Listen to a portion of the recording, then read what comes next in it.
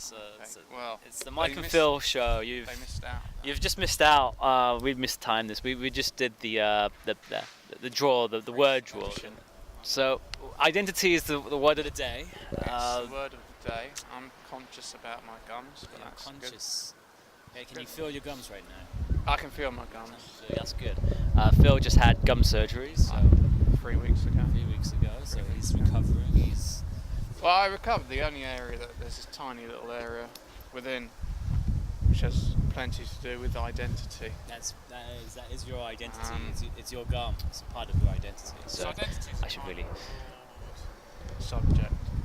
It is a broad subject. Yes. What was your? All my topics. Really? You're a very broad man, aren't you, Phil? You're as broad as can be. Broad. That's close enough. Yeah. Yeah. So when yeah. we talk about identity.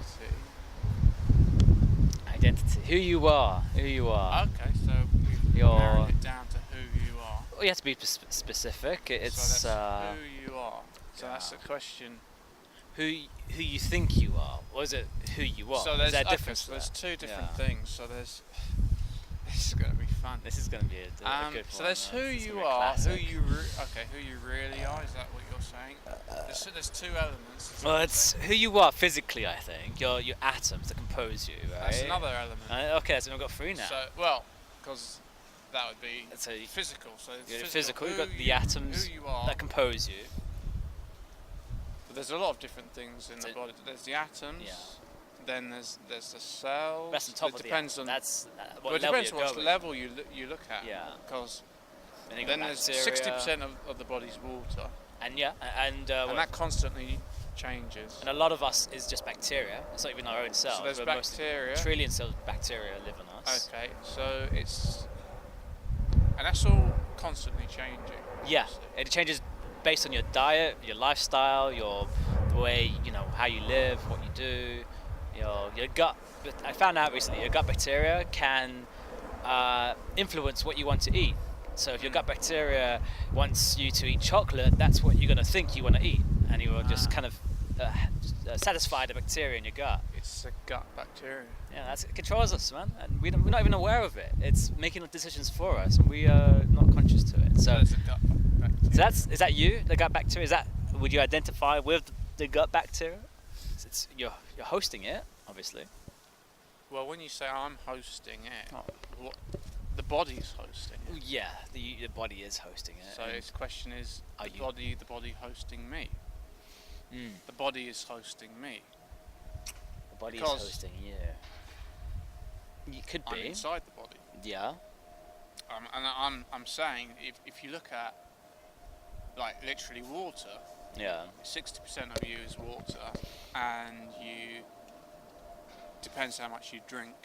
True. 2 or 3 litres, whatever.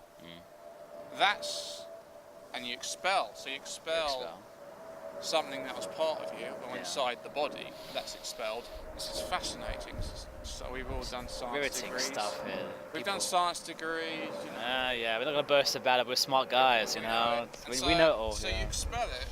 It's not even, it is science, but it's basic, just knowledge. And you expel what was inside you, and then when you drink, you bring something new in that wasn't part of you. So you're literally, every time you drink and every time you have a piss, there's a change there. There's a change in who you are fundamentally in terms of the water element in the body. There's a change in the body. True. And then we look at everything like the skin. Skin is constantly dying, replenishing itself. All the organs, and this got loads to do with identity. All the organs in the body are again dying out, being born anew. So there's a constant change in every aspect within the body, and yet the mind has this thing of consistency. It's a constant kind that you are constantly the same kind of person. The story doesn't change. The information, there's a persistence there in the mind. Yeah, an ongoing story, an ongoing narrative. Which is the only. And maybe that's the element of, with all this stuff in flux and changing, the mind feels the need to have that permanency, to keep it going, to have a sense of this is who I am, when everything within you and out there is in constant flux. Right.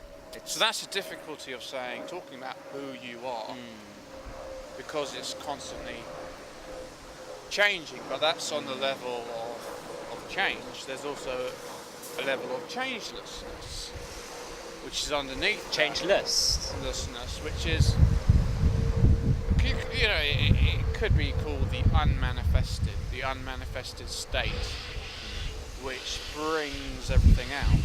Yeah. And that's when you're born, you're manifested, and then there's constant. So you could say there's a constant process of creation. How rude. That is inappropriate. How rude. Anyway, constant change of process of change. Yeah. And then you go back into the void, into the nothing, into the emptiness. Yeah. Which is again, different philosophical and religious and spiritual traditions talk about that. Go into the void. Into the void. They talk about emptiness. Yeah. Nothingness. Kind of a complete letting go of everything. Yeah. Which I think is a very strange concept in the 21st century, first world, area. It's but it's moving beyond concepts, though. Yeah. Concepts are again the mental right. thing. It's moving beyond almost everything there is. There's two things. There's a concept, and then there's the experience. Yeah. And I feel that when I say I feel, I think. So I don't feel. I think that we experience the concept. We say love, for example, love is this. So there's a concept of love. Yeah. Rather than actually embodying or experiencing love, which is not a concept. But isn't love also a chemical imbalance? Isn't it a chemical change? Well, there's different there's different versions of love. Yeah. That could be specifically the love relationship, a relationship between a man and a woman. That's known with the hormone. Again, with science majors, we know what we're talking about. That's also psychology as well, and all that stuff. That the chemicals when you're in love with someone, and I'm doing the rabbit thing, in quotes. Because Phil obviously is a bit sceptical on the love area, which is not necessarily sceptical. It's more a case of saying in love it's a certain phenomenon. Yeah. Then there's a chemical thing. There's all kinds of things going on within your chemistry, your biology. Physically, you're experiencing hormones, and it's like people say it's like a drug. So people say, not that I would know, obviously. No, we're pure individuals here. We don't indulge anything like that. So that's the chemical, and then some people say it's madness, it's a disease, but that's one aspect of love, which is the relationship, the most common one that we know as a society. Yeah. But love itself, so the whole concept of love, or the whole experience of love. Is it a concept, or is it more than a concept? Well, people conceptualise it. Right, so it has been conceptualised by humans. Oh yeah. So people have written books, loads of books, movies about it, obviously. Everything. And you listen to certain music, and a lot of it is about love, or different aspects of it. Yeah. Sex part, mainly. Yeah. There's poetry and so everything. I mean, humans pretty much have gone over this dead horse, for eons. The love thing has been done and done again, right? We talk about love. And we think about love. And we think about well, I mean, is it experience love? Yeah, well, that's a very good question too. Who experiences love? I think some people experience love. I believe a mother and their child, there's love there. I think that's a genuine love that's almost, you could say, unconditional. Right, a motherly child love. Whether that love can exist between two other individuals who aren't related by blood, it's hard to say if you can have the same connection. I would argue no. There isn't any. Well, I mean that's. For that. Well, if we look at, say, that's a common experience. A common experience would be that it's always going to be conditional. Yeah. Whereby you love someone if they fulfill the necessary conditions. But isn't the concept of love unconditional? The concept has been like true. idealized as unconditional. The Disney Well, if movies, we the look at- songs, yeah, but it's if we all look at "I'd religion love you no as matter well. what." It's kind of a, there's That's the religious, spiritual context, which would be that it is unconditional. yeah. If we say look at someone like Jesus, then we would say that what we are led to believe is that the love that he embodied was an unconditional love, that he loved you.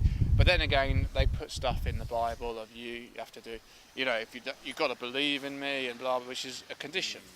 So that kind of messes it up. But they try and portray him as unconditional love, even though you have to fulfill various conditions of believing in him, surrendering to him. So I think, but then we talk about the book I was reading about Osho, the meditation. So he talks about. So you're reading a book about this guy called Osho. Then. You know Osho? You heard of Osho? No. He's an Remind interesting me in the character. audience about Osho. Well, he's dead now. Oh, he's He's dead. been dead, so There's no it's point not talking relevant. about this. No, it's just the book. The main thing is this book about meditation. Okay. And he gives 112 methods, and I got to about 40, and then I decided there was enough there. Yeah. So I picked like 4 or 5 out of them. And these techniques then, like Yeah, 100 meditation techniques. Alright. There's like stuff about third eye, and which is interesting. And there's also Kundalini. Well, he doesn't talk about Kundalini, but there's raising your Kundalini in the back. Your Kundalini. Common concepts. Okay.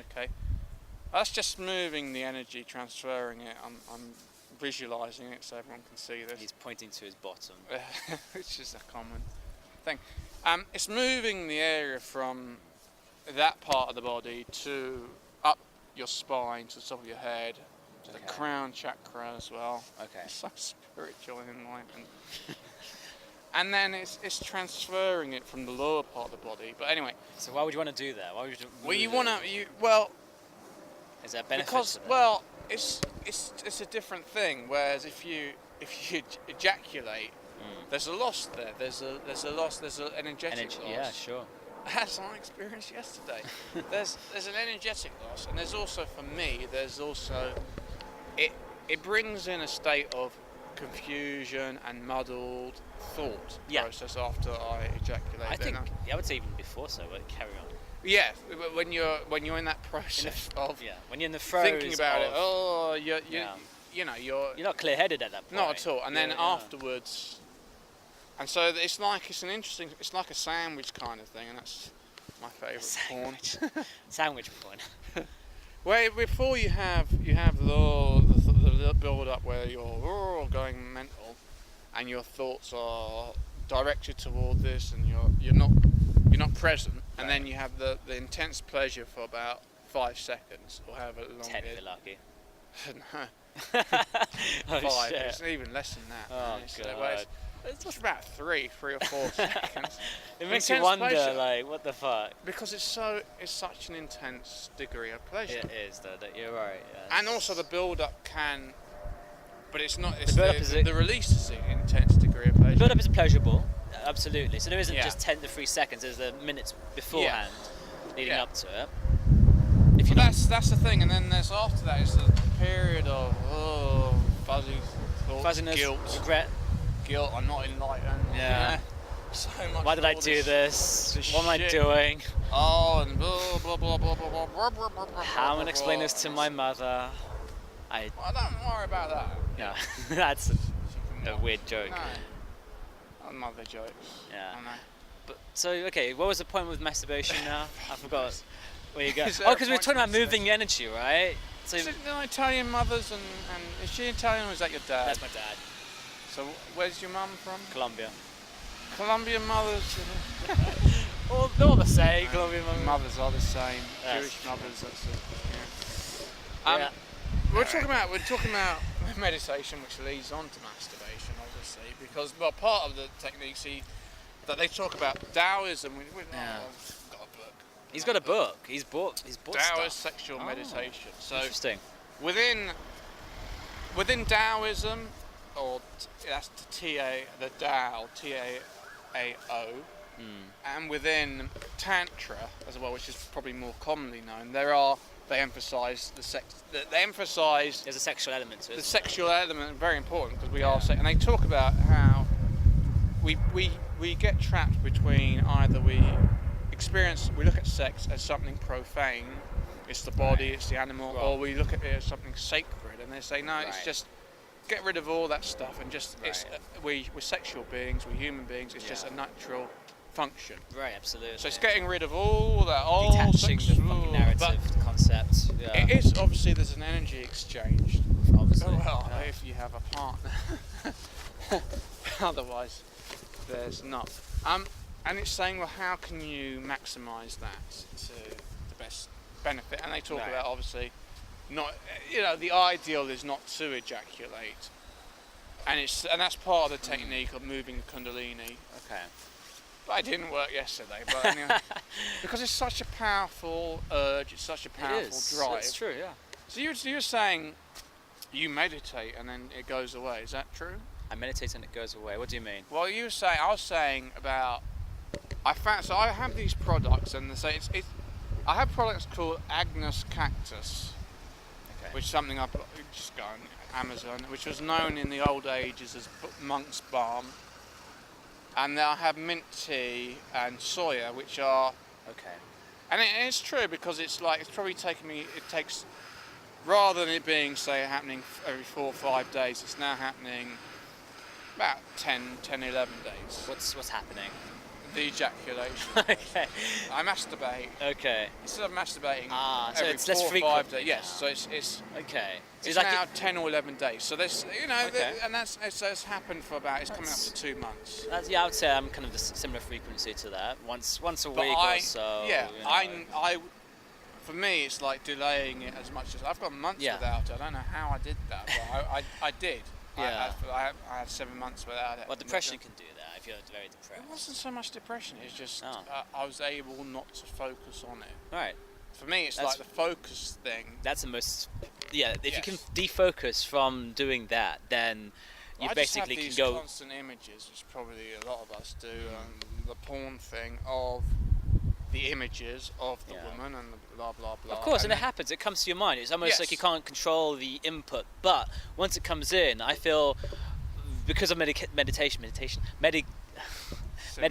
yes, that I can take the thought away from there and go back to what I'm thinking about, what I was doing in the first place. You know, I can do that. whereas Up young, about a week. Yeah. In this, say about, I mean, it's been between a week and 2 weeks. So in the early stages, after 4 or 5, I can forget about it. yeah, But there comes a point, and there's a point as well, where it's like psychologically I've gone past the edge where it's going to happen. Where I'll forget about it, but I know it's just going to get stronger and stronger. And I think, well, fuck it. well, there's nothing wrong with getting out of the system. You know, I think at some point it naturally it builds up inside of you, and there's a build-up of that stuff that Yes. makes you want to release it. And I feel that you can't. It's not natural to keep it there. No, but that's what they're talking without, about. you know, These releasing techniques, it. these Yeah. techniques like moving the Kundalini. Yeah. The idea is rather than letting it stuck, then getting frustrated, is moving it energetically Yeah. from there. So there's a build-up, moving it up your spine to the top of the head, and transforming that energy. So Okay. and there's Makes no longer sense. rather than releasing it out there Yeah. through your penis, you're releasing it through your head. Right. Easier said than Okay. done, but these are the techniques, and it's just saying this is a meditation technique. Yeah. But so the Osho thing, so I could have read, but I would have got more confused if I'd read the whole book, 112. 40 was Okay. enough for me to get 4 or 5 different meditation techniques that I can incorporate day by day. It's just about being present, just being Yeah. in your body, recognizing the thoughts and being able to Right. just let go Yeah. of the thoughts, because the brain is even more the brain apparently is 78 or 80% water, and that's where the thoughts come from, so there's a liquidity there, Yeah. and yet I experience the thoughts, or I have done, as something solid, and I'm saying to myself, trying to train myself to say, well, it's just a liquid thought and just let it flow. That's a good way of putting it. Yeah. That It makes sense. Let it flow. I also see the energy required from the brain is quite a lot too. I mean, I feel that the brain I think It takes uses up 20%. yeah, it's a lot of energy it requires to 20% power it. of the body's energy is concentrated in the brain. Yeah, right. So I mean, I see when I think, I see that as a use of energy. You know, when every thought you have is a use of your energy. Whether you're making good use of it is another question. So I like to, I like to think that I don't waste as much energy as maybe other people might. Say on thinking about things that aren't important, stressful things, or things that past things that you can't do anything about. Well, for me, it's being aware of it and just saying, and sometimes I do get drawn in to it. Of course, it will happen. And then as soon as I can, that's again losing. I disconnect with myself and get into the thought process. Stuck in there, and then read my mind. Yeah. And then, if I can, it's I ask myself, how is this relevant? How is this thought relevant to who I am in this moment? Is it? And it's never, 99.9% of the time, it's not relevant in the least, and that quietens it down. Right. I just so there's a kind of practice, but the thing that I do, I only go on Facebook to see if I have any messages, and it's generally just you.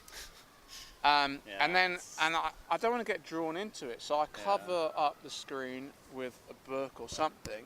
Okay. So I don't because I don't want to get drawn into any of that nonsense. No, I feel the same way. I don't. Because Facebook is a very kind of, hey, come to me, come play with me, draw into my world, and then they have stuff about which is nothing to do with them. It's about their opinion about the news, and you get drawn into that. I don't read newspapers. I don't. I avoid the news because it doesn't, and I can't do anything about any of it. You can't. No, there's nothing. There's zero I can do about any of it. Right, and I don't watch TV. So for me, it's recognising maybe you can learn a thing, but I feel for me it's more about unlearning. When you're watching TV and doing Facebook, it's unlearning all the stuff I know, because I feel I've known stuff, I've learned, but I don't know. It feels that for me it's like letting go of it completely, because I don't need to know it. And it's kind of like it's a burden. It's a mental burden. Yeah, I feel this interesting thing. Like, say I'm watching a video and I'm really entertained by it. Or so there's something that I found online that I really like. I'll enjoy it for a few seconds, and then a thought would occur inside of me that says, "I must share this. I must share this to somebody." I think Facebook. I must put it out there. I was like, why does this thought occur? This thought wouldn't have occurred 50 years ago when people watched something interesting. They would have enjoyed it for what it is and been like, okay, well, that's I might tell someone later. But now it's like Facebook is trying to when you're experiencing something, basically when you have an experience, you feel that the second you experience it, you feel, I need to share this with someone. I need to get this validated. I need to. Well, you did that with those 2 videos to me. I guess a bit, yeah. I mean, but at the same time, literally, you're saying the phenomenon of I watched these videos and you shared. I haven't watched them. Okay. So I'm like, all right. I'm like, well, it's for me, it's head stuff. It's about, and I haven't seen them, so I can't say. But it's like it's an intellectual. My assumption is it's an intellectual exploration of these things, of madness and. I mean, for me, I can get drawn, when I look at it, I get drawn into this and that, and I'm not present. When I watch these videos, my energy, my attention is away from me to something else. Good burping. Thank you. We need some farting. And it's taken away from what's going on with me. So okay, I've done the comedy and the madness, but who the fuck knows about I think we're all mad. There's, I think the ego. Delusion is very common. I think more common than people are willing to admit, which is actually a delusion. But what's the ego? Yeah. Unless you're, because the ego is the mind. The mind is separation, division, and it's not a pleasant experience. And it's drawn as fuck it. I don't know what I'm talking about. We're going I was back to- going somewhere. You're going and- back to identity, with the ego. It's Yeah. just kind of bring it back together again. But again, I'm losing myself in my thoughts there about and it's like it doesn't mean fuck all. It's like again concepts, and who the fuck knows? True. But then, is there something wrong with getting lost in your thoughts? I feel that, if you get lost in your thoughts, that could then the outcome might be a new idea, and something I feel interesting might too occur. many ideas, man. For me, it's about moving away from interesting to the truth of what is there, which is it's a label to say so we could say with the need for searching for something interesting is saying, oh, my experience is boring, so I need to find this, and that's only because we label it as boring. Yeah. It's not intrinsically boring in itself, and There's no such thing as boring. it's a label and I could say what's going on there is as interesting as anything else. It is. Yeah. So I don't feel the need or the urge to come up with any ideas. I feel we have a world full of ideas, and this and that and the other, and for me it's head stuff. True. I mean, there's a lot of people out there. There's a lot of people coming up with new ideas, new things all the time, new concepts, whatever.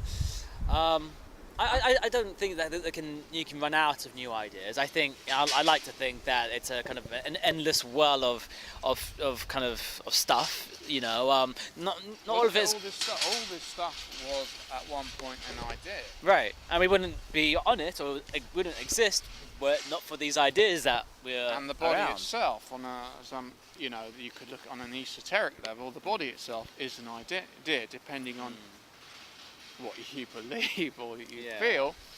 This is A Course in Miracles, another thing whereby the mind, the universal mind, creates everything. So everything's a creation from a thought, including the body. That's just some other shit I've come up with. But literally all of this, we could say what the trees come from. Maybe that was part of the universal mind. But we know about the buildings, the cars, the signs, the fences, all this stuff.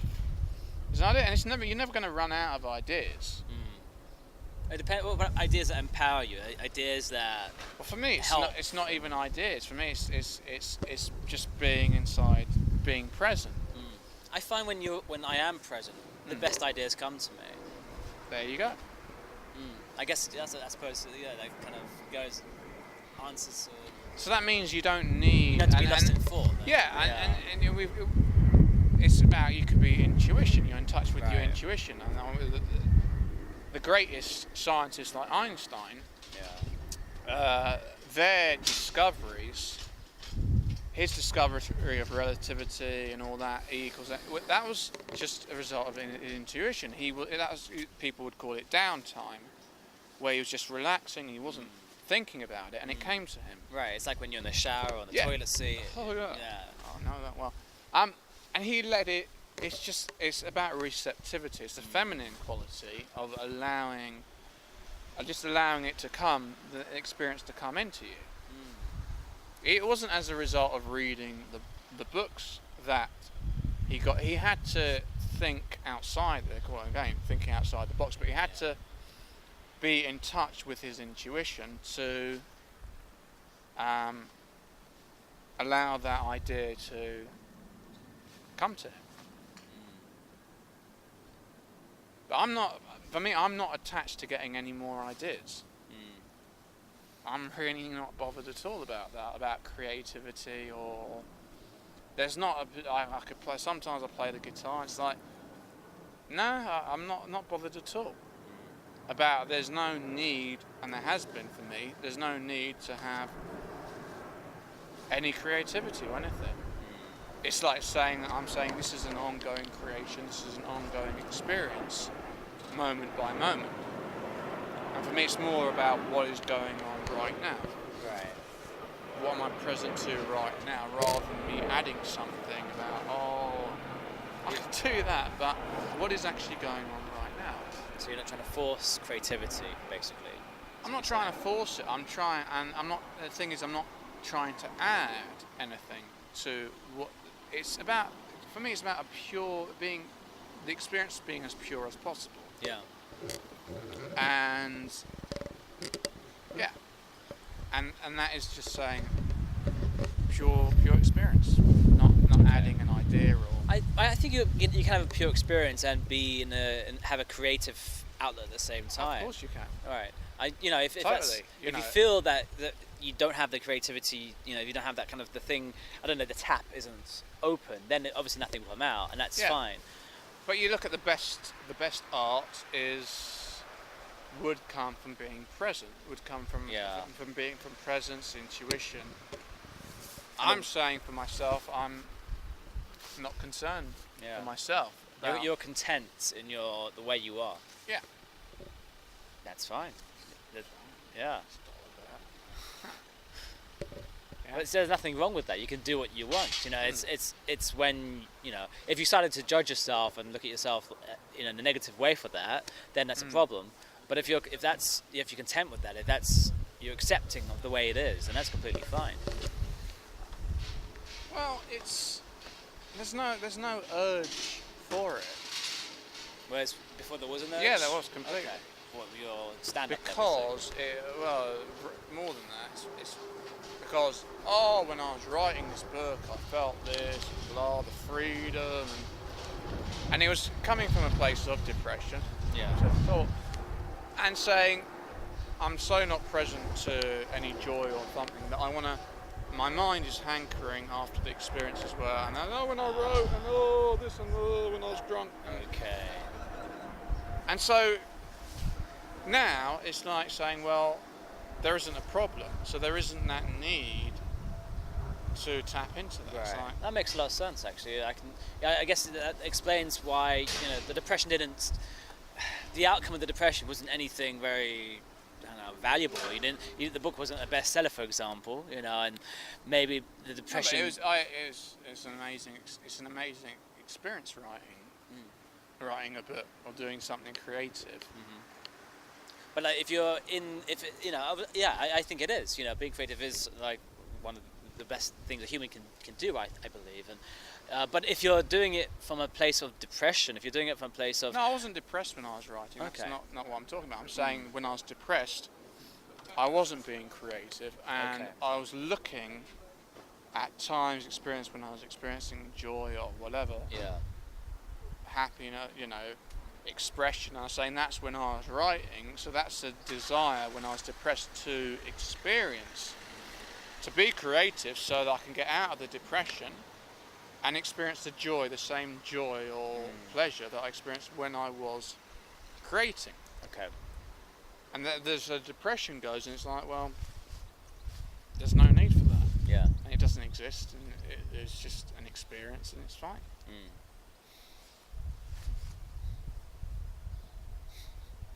It's got nothing to do with identity. No, it doesn't. But that's actually But you probably can just maybe label it does. it as an identity. It is an identity. There you go. And we've gone back round again to the start, so that's good. Well, we're half an hour in now, Half an so hour. our dedicated listeners have put up with a Listener. lot. Listener. Yeah. Would Mum. you? Yeah. Hi, Mum. Yeah. So that's like, comment, subscribe. Tell us why you hate us or why you love us, or Like, comment, just say. subscribe.